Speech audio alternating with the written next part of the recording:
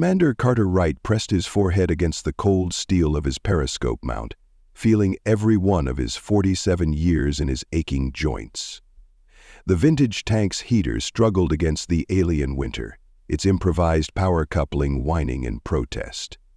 Through the optics, he watched violet-needled snowdrift between strange trees, coating the hull of his M1A3 Abrams like a burial shroud. "Sir, picking up movement at 3 kilometers bearing 029er, Specialist Matthews reported from the gunner's position. Her hands moved with deliberate precision over manual controls that, just 3 weeks ago, she'd only ever seen in training simulations. "Thermal signature is unclear. The magnetic interference is playing hell with the sensors again." Wright nodded, suppressing his instinctive reach for neural command interfaces that weren't there. 25 years of modern tank warfare had ingrained habits he couldn't afford right now. "Gomez, back us up another 20 meters. Peterson, cycle the main gun. These temperatures are murder on the old hydraulics." The ancient war machine groaned in protest as Gomez guided it backward, its treads finding purchase in the frozen alien soil where modern repulsors would have struggled. The distinctive sound of grinding metal and diesel engine rumble felt like something from a historical documentary, not a modern battlefield. Through gaps in the alien forest's canopy, Wright could see the Colonial Defense Force infantry moving into their prepared positions. Lieutenant Samuel "Tick" Tyson's platoon had been assigned to support his tank squadron, and the man's reputation for adaptability had proven well-earned. Their powered armor was a hodgepodge of modern plating and salvaged tech, but they moved with the precision of veterans. "Commander?" Tyson's voice crackled over the command net, distorted by the planet's magnetic fields. "My forward observers report hegemony scout formations moving through grid Echo 7. Their grav vehicles are having trouble with the terrain, just like you predicted." Wright allowed himself a grim smile. The aliens' advanced technology was working against them here. Their gravitic propulsion systems couldn't compensate for the planet's bizarre magnetic anomalies, while his antique tracked vehicles simply powered through on brute mechanical force. "Acknowledged, Lieutenant. Get your people into those magnetic dead zones we mapped. Matthews, start your target acquisition protocols. Gomez, power down everything except essential systems." He paused, checking the chronometer. "And someone remind me later, I still need to call my daughter for her birthday. Assuming we survive the next few hours." The command net filled with quiet chuckles. It was the kind of gallows humor that helped soldiers cope with impossible situations. As Wright watched the alien snow accumulate on his periscope, he couldn't help but think about the irony. Humanity's most advanced combat units were tied up fighting other wars across the galaxy, leaving this world defended by museum pieces and salvage technology. But sometimes, he reflected, watching Tyson's infantry disappear into their camouflaged positions, the old ways were exactly what you needed. The alien scouts emerged from the forest like ghost ships through fog, their gravitic drives emitting a subsonic hum that made Wright's teeth ache. His tactical overlay flickered and died as it tried to interface with the tank's jury-rigged sensors, leaving him dependent on the old-fashioned optics his father's generation had trusted their lives to. "Units, maintain radio silence," he sub-vocalized into the command net. "Let them get closer." Through his periscope, he could see Tyson's infantry lying motionless in their camouflaged positions, power systems minimal. The lieutenant had dispersed his squads in the magnetic dead zones between the violet pines, making them virtually invisible to alien scanners. Tucker and Rodriguez, his other tank commanders, had positioned their Abrams in hull-down positions behind the ridge. The 3 vintage tanks were all that stood between the alien advance and the civilian evacuation corridors to the south. That, and whatever tricks Tyson's combat engineers had prepared. The first alien vehicle passed within 100 meters of their position, its sensor arrays sweeping harmlessly over their minimal electronic signatures. Wright watched it glide past, its crystalline hull refracting the strange purple light of the alien forest. The vehicle was a marvel of technology, and under normal circumstances, it would have detected them long ago. But these weren't normal circumstances. "Steady," Wright murmured, more to himself than his crew. Matthews' hands hovered over the gun controls, while Peterson kept the main gun's ancient targeting computer aligned. Gomez had killed their engine minutes ago, leaving them running on battery power alone. "Steady," Wright murmured. The second and third alien scouts entered the kill zone, their gravitic drive struggling with the forest's magnetic anomalies. Wright waited until the fourth vehicle began to pass, then keyed his command net.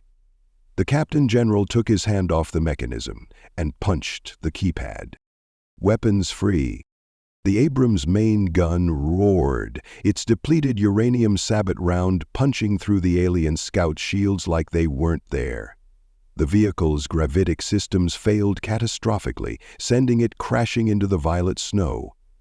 Almost simultaneously, Tucker and Rodriguez opened fire from their positions, their shots bracketing the lead vehicle. "Now, Lieutenant," Wright ordered, and Tyson's infantry erupted from their hiding spots.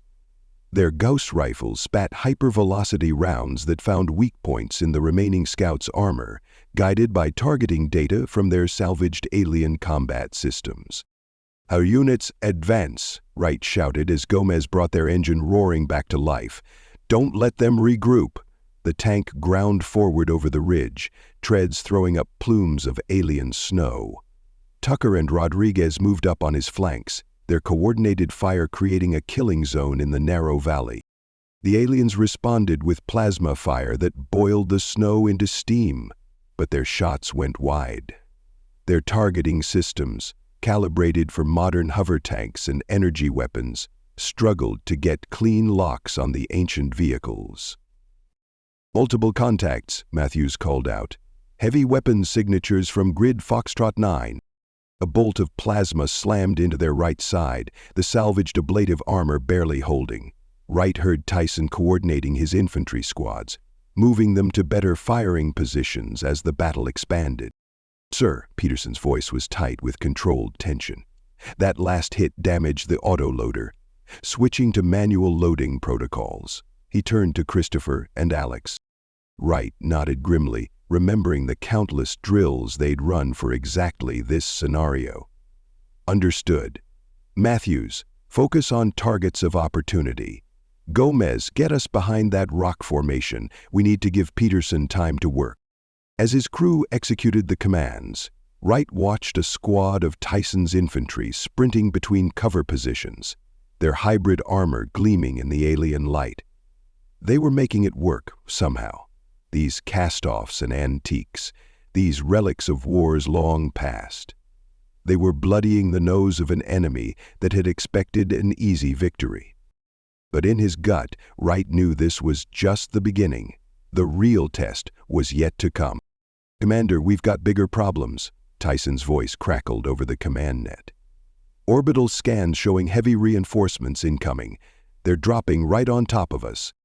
Wright watched through his periscope as massive drop pods punched through the cloud cover, their heat shields turning the falling snow to steam.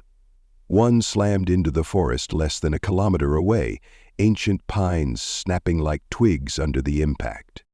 "All units fall back to phase line Bravo," he ordered, memories of the Mars Rebellion flashing through his mind. His father had commanded one of these same tanks during that conflict, holding the Olympus Mons corridor against overwhelming odds.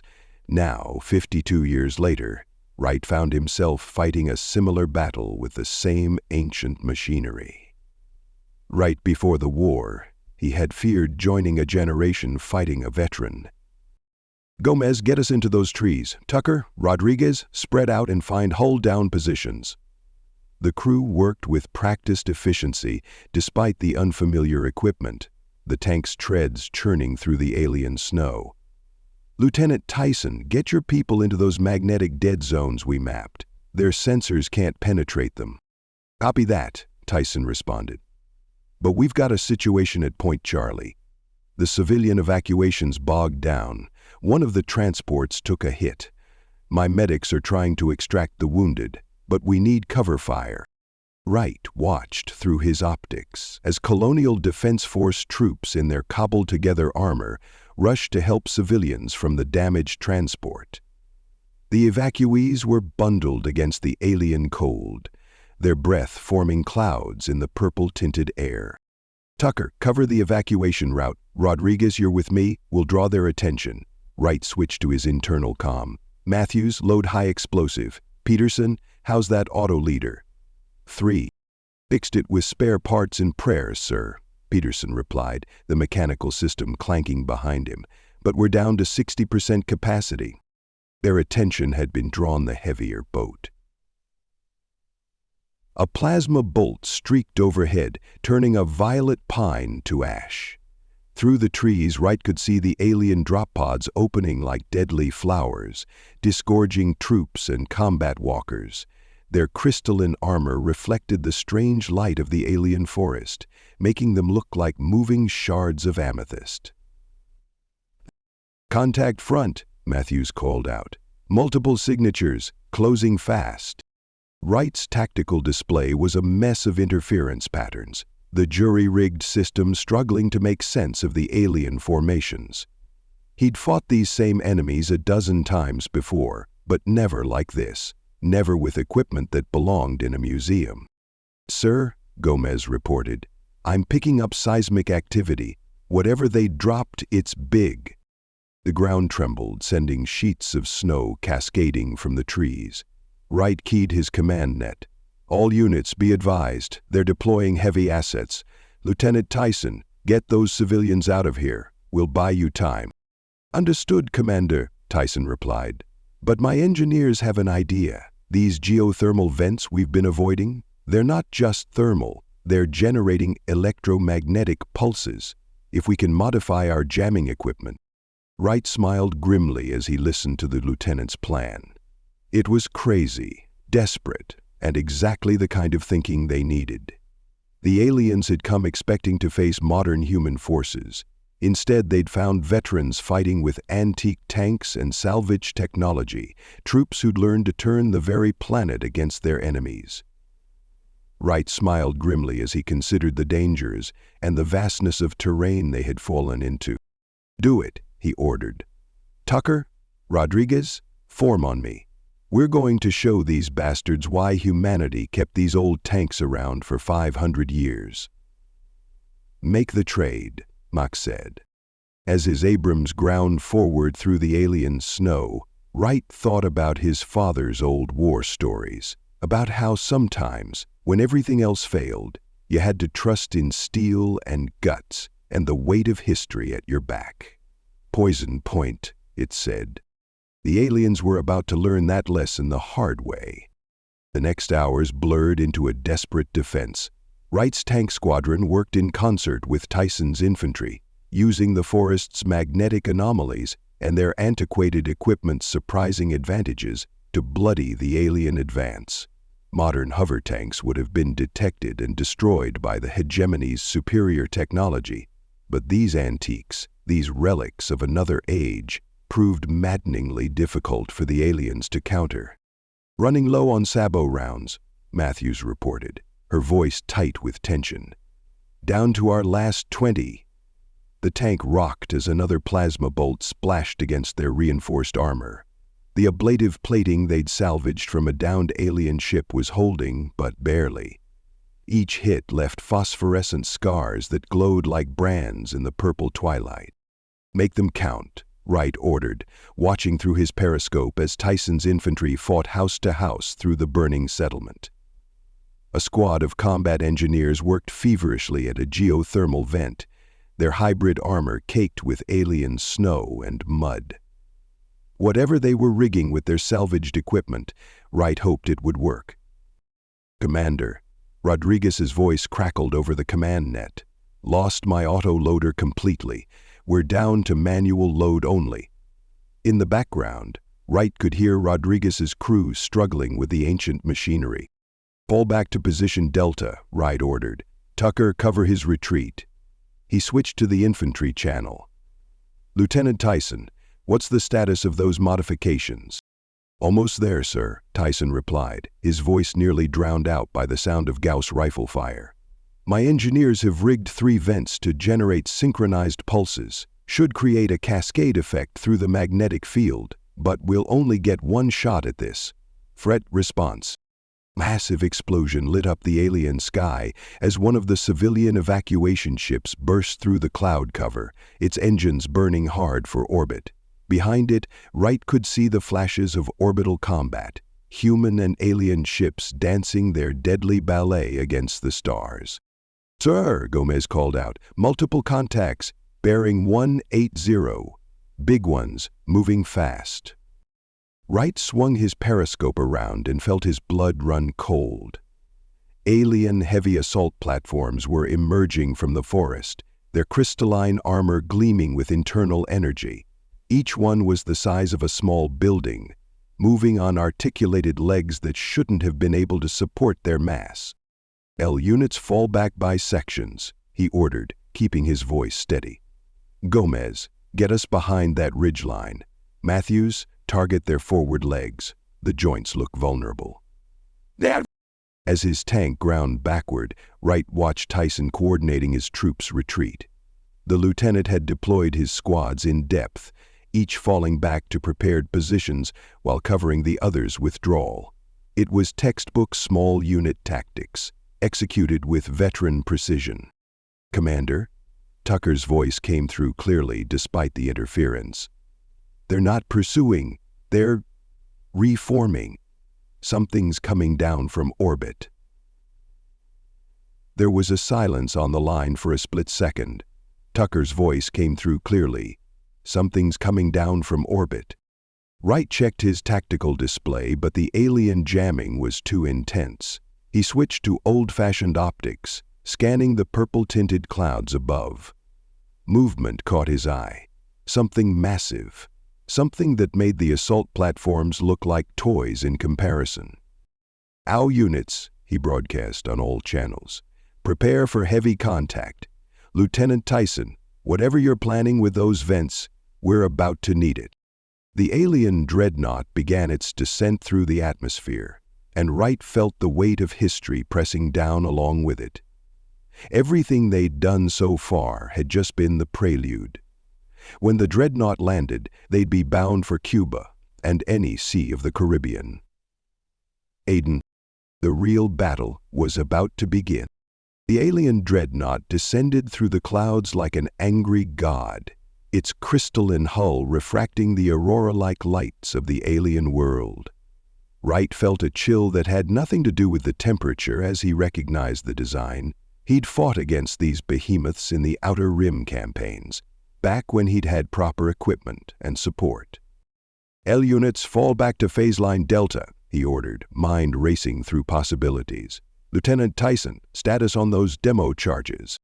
"Ready on your mark, Commander," Tyson replied, his voice steady despite everything.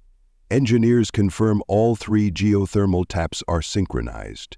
The magnetic pulse should cascade through the entire valley once we trigger it." Wright nodded to himself. The plan was insane, brutal, and primitive. Exactly what the aliens wouldn't expect from civilized humans. They'd use the antique tanks as bait, drawing the dreadnought in low over the geothermal vents. If Tyson's calculations were correct, the resulting electromagnetic surge would interact with the ship's gravitic systems in catastrophic ways. "Tucker, Rodriguez, remember those old tank tactics we discussed? Time to put them to use." Wright switched to his crew channel. "Gomez, plot us a course through this coordinates. Matthews, load our last armor-piercing rounds. Peterson, forget the autoloader. We'll do this the old way." The tank's engine growled as Gomez guided them into position. Through his periscope, Wright could see Tyson's infantry dispersing into prepared positions, their salvaged armor blending with the violet shadows. The lieutenant had positioned his demo teams carefully, each one ready to trigger their charges in precise sequence. "Commander," Tucker's voice crackled over the command net. "That thing's going to have point defense systems. We'll never get close enough." "We don't need to," Wright replied, watching the massive ships approach. "We just need to make them think they know what we're planning." He keyed his general channel. "All units, this is Commander Wright. What we're about to do goes against 5 centuries of armored warfare doctrine.